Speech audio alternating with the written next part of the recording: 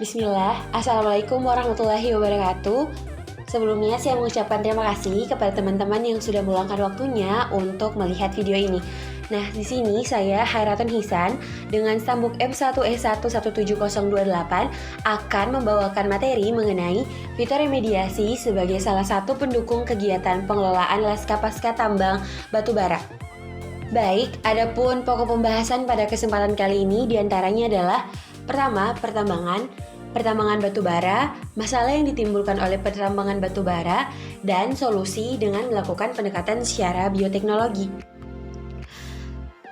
Baik, kegiatan pertambangan merupakan suatu usaha pengelolaan bahan tambang dengan cara mengekstrak bahan keahlian yang bernilai ekonomis dan bermanfaat bagi kehidupan masyarakat.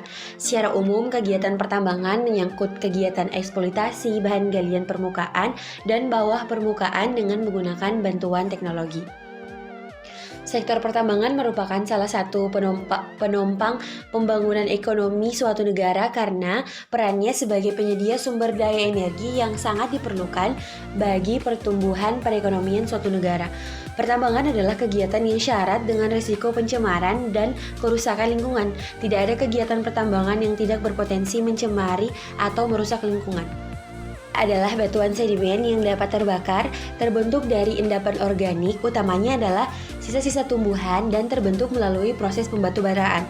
Unsur-unsur utamanya terdiri dari karbon, hidrogen, dan oksigen.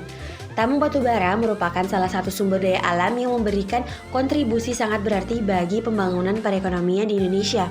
Berikut adalah peta persebaran batubara di Indonesia, di mana persebaran penambangan batubara banyak terdapat di Pulau Jawa, Sumatera, Kalimantan, Sulawesi, dan juga Papua. Masalah yang ditimbulkan pertambangan batubara adalah salah satu konsekuensi dari sistem open pit mining yang dilakukan oleh kebanyakan pelaku pertambangan Indonesia. Kawasan hutan dan kawasan bervegetasi lainnya harus mengalami perubahan fungsi ekologis. Permasalahan lain yang muncul dalam pengelolaannya adalah karena sebagian besar tambang batubara tersebut berada dalam kawasan hutan lindung dan kawasan hutan produksi, serta munculnya air asam tambang. Air asam tambang merupakan salah satu permasalahan lingkungan yang diakibatkan oleh kegiatan pertambangan terbuka. Air asam tambang merupakan hasil dari oksidasi batuan yang mengandung pirit dan mineral sulfida dari sisa batuan yang terpapar oleh oksigen yang berada dalam air.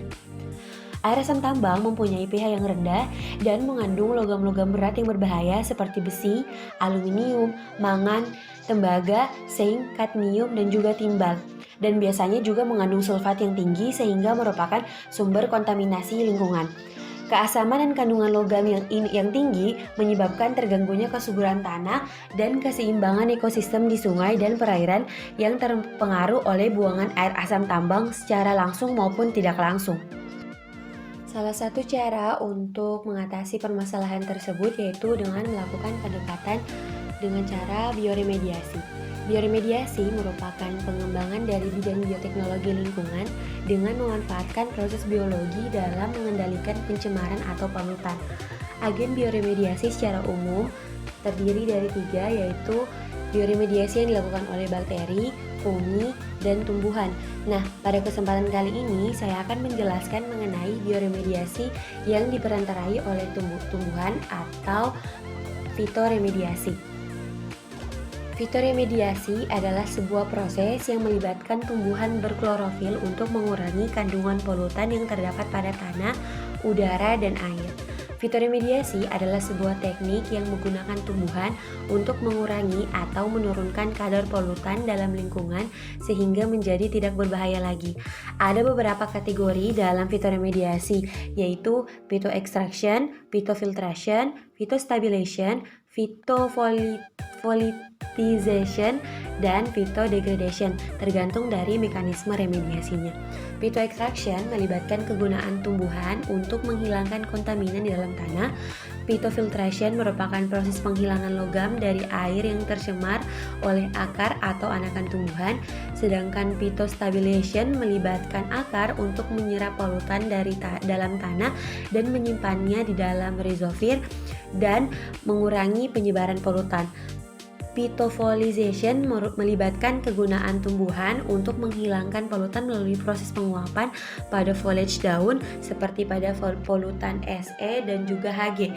Phytodegradation merupakan kegunaan tumbuhan untuk berasosiasi dengan mikroorganisme dalam mengurangi kadar polutan. Fitoremediasi mulai mendapat perhatian karena merupakan salah satu alternatif teknologi untuk membersihkan lingkungan dari polutan, terutama untuk tanah dan air, karena dinilai efektif, efisien, lebih ekonomis, dan bersifat berkelanjutan. Nah, salah satu tanaman yang dapat digunakan untuk proses fitoremediasi yaitu Purunticus.